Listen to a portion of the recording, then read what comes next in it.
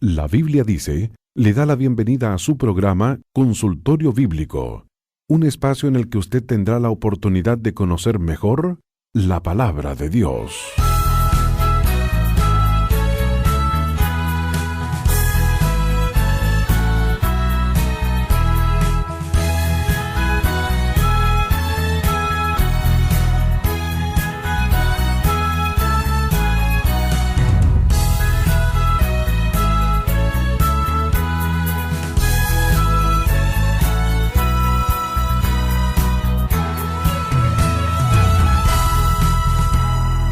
Es un verdadero placer para todos los que hacemos La Biblia Dice darle la bienvenida.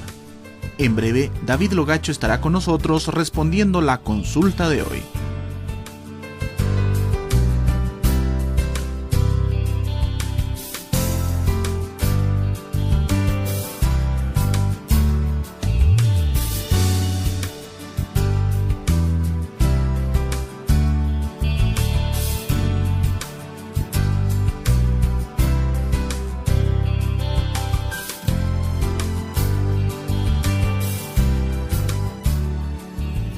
Desde La Cisterna, Santiago de Chile, nos ha escrito un joven oyente para hacernos la siguiente consulta.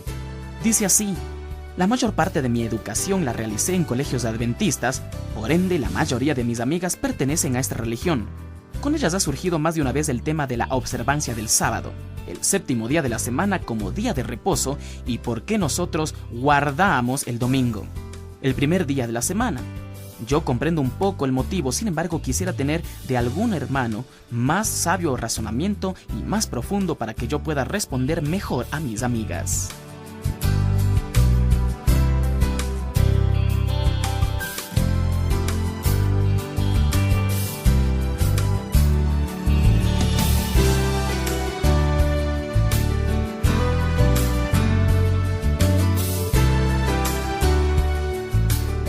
Gracias por recurrir a nosotros con su consulta.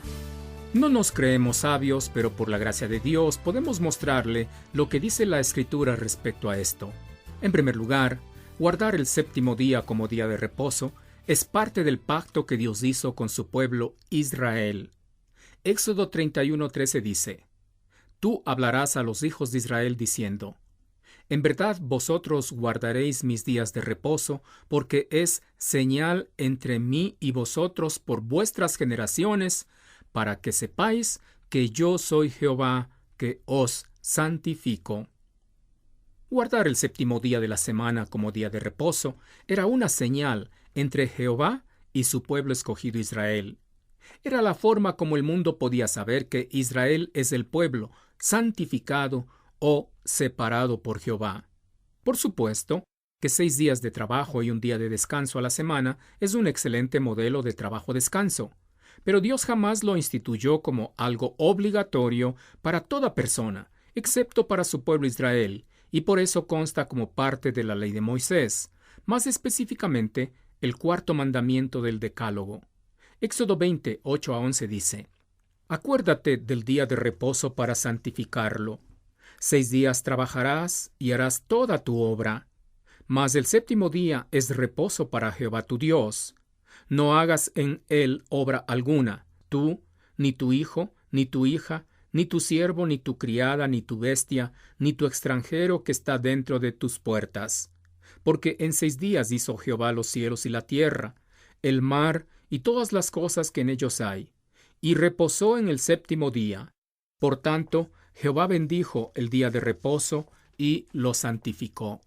La ley de Moisés fue un ayo o un asistente para conducir al pecador a Cristo, de modo que cuando Cristo vino, la ley de Moisés fue abrogada. Hebreos 7, 18-19 dice: Queda pues abrogado el mandamiento anterior a causa de su debilidad e ineficacia, pues nada perfeccionó la ley, y de la introducción de una mejor esperanza por la cual nos acercamos a Dios. La ley de Moisés fue dada para que el hombre reconozca que es imposible cumplir con lo que Dios demanda para que pueda acercarse a Él. La ley de Moisés dice al hombre de lo que está enfermo, pero no le provee el remedio para sanarse. Por eso es débil e ineficaz. Pero cuando vino Cristo Jesús, cumplió con la ley de Moisés, pero aún así murió en la cruz del Calvario. De modo que pecadores como usted y yo podamos por la fe en Él llegar a ser salvos. Esto es lo que se conoce como la salvación por gracia. Si estamos bajo la gracia, ya no estamos bajo la ley de Moisés.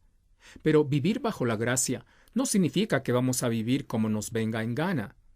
En Cristo tenemos libertad, no libertinaje.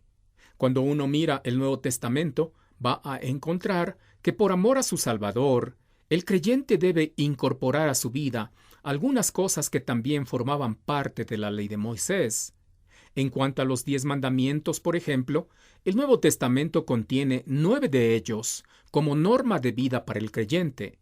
El único mandamiento del Decálogo que no aparece en el Nuevo Testamento como norma de vida para el creyente es el 4, que justamente tiene que ver con guardar el 7º día como día de reposo.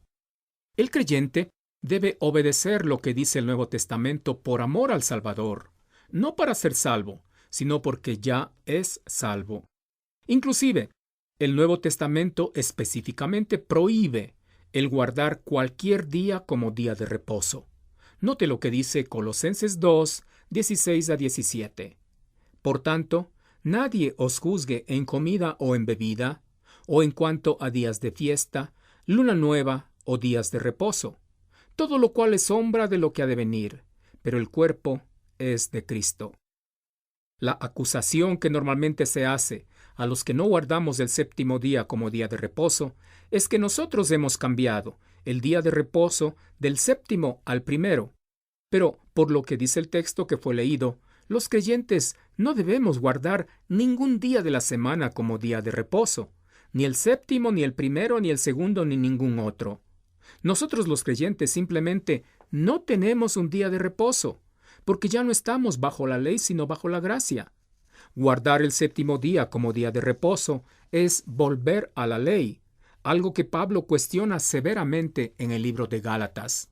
Note lo que dice Gálatas 5 del 1 al 4. Estad pues firmes en la libertad con que Cristo nos hizo libres, y no estéis otra vez sujetos al yugo de esclavitud. He aquí, yo Pablo os digo que si os circuncidáis, de nada os aprovechará Cristo. Y otra vez testifico a todo hombre que se circuncida que está obligado a guardar toda la ley. De Cristo os desligasteis los que por la ley os justificáis, de la gracia habéis caído. Pero por otro lado, los creyentes nos reunimos el primer día de la semana, no porque para nosotros ese es el día de reposo, sino porque vemos en el Nuevo Testamento un ejemplo de que los creyentes del primer siglo, cuando comenzó la iglesia cristiana, tenían sus reuniones el primer día de la semana. Permítame solamente un par de ejemplos para ilustrar mi punto. Escribiendo a los creyentes de la iglesia local en Corinto, note lo que les dijo el apóstol Pablo en relación con la ofrenda. Se encuentra en 1 Corintios 16 del 1 al 2. En cuanto a la ofrenda para los santos, haced vosotros también de la manera que ordené en las iglesias de Galacia. Cada primer día de la semana, cada uno de vosotros ponga aparte algo, según haya prosperado, guardándolo, para que cuando yo llegue, no se recojan entonces ofrendas. Los creyentes corintios tenían la costumbre de reunirse cada primer día de la semana, y como parte de su reunión de adoración, Pablo les instruye a recoger la ofrenda. Otro ejemplo lo tenemos en el libro de Hechos, cuando Pablo visitó a los creyentes en una ciudad que se llamaba Troas. Observe lo que sucedió allí. Se encuentra en Hechos 27. El primer día de la semana, reunidos los discípulos para partir el pan, Pablo les enseñaba, habiendo de salir al día siguiente, y alargó el discurso hasta la medianoche. La costumbre de los creyentes en Troas era reunirse los domingos, el primer día de la semana, para celebrar la Santa Cena o la Cena del Señor. Una pregunta que podríamos hacernos es la siguiente: ¿por qué es que los creyentes del tiempo que nació la Iglesia se reunían los primeros días de la semana? ¿Por qué no lo hicieron el segundo o el tercero o el quinto? Debe haber habido fuertes razones para ello. Y ciertamente fue así. La gran razón fue porque el Señor Jesús resucitó un primer día de la semana. Mateo 28 del 1 al 6 dice: Pasado el día de reposo, al amanecer del primer día de la semana, vinieron María Magdalena y la otra María a ver el sepulcro. Y hubo un gran terremoto, porque un ángel del Señor descendiendo del cielo y llegando, removió la piedra y se sentó sobre ella. Su aspecto era como un relámpago, y su vestido blanco como la nieve. Y de miedo de él los guardas temblaron y se quedaron como muertos. Mas el ángel respondiendo dijo a las mujeres: No temáis vosotras, porque yo sé que buscáis a Jesús, el que fue crucificado. No está aquí, pues ha resucitado como dijo. Venid, ved el lugar donde fue puesto el Señor. Si el objeto de su devoción, la persona del Señor Jesús, venció al postrer enemigo, la muerte, en un primer día de la semana, es muy natural que los discípulos del Señor Jesús tengan gran respeto y simpatía hacia el primer día de la semana, y esto se refleje en el hecho que precisamente ese día se reunían para hacer memoria de la persona y obra del Señor Jesús, su muerte, su sepultura, su resurrección y su pronta venida. La resurrección de Cristo hizo cambios radicales en las vidas y costumbres de sus discípulos, y eso explica el día en el que se reunían. De manera que, amable oyente, la Iglesia no está más bajo la ley, sino bajo la gracia, y por eso no necesita guardar el séptimo día como día de reposo, algo que fue señal del pacto que Jehová hizo con su pueblo escogido, Israel. El primer día de la semana no es el día de reposo de la Iglesia de Cristo, sino el día en el cual se reúne para hacer memoria de Él, por cuanto resucitó un primer día de la semana, y la Iglesia primitiva tenía la costumbre de tener sus reuniones también los primeros días de la semana.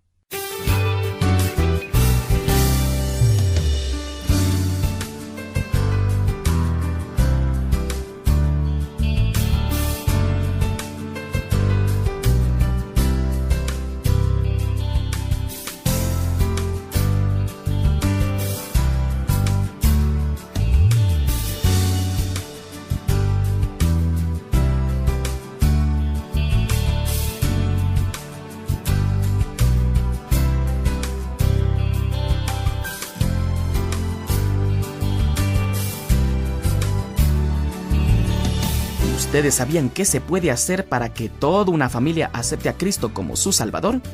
Bueno, si no lo sabe, por favor visite nuestra página web y en la sección Pregunta del Día hallará esta respuesta y también otras preguntas. Además puede hacernos llegar sus propias consultas.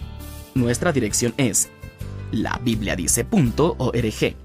Usted también puede en este sitio obtener en forma escrita el programa de hoy. Le repito nuestra dirección. ¿Tiene con qué anotar? Mucha atención. www.labibliadice.org. El Ministerio La Biblia Dice tiene el placer de estar junto a usted y le esperamos en nuestra próxima edición.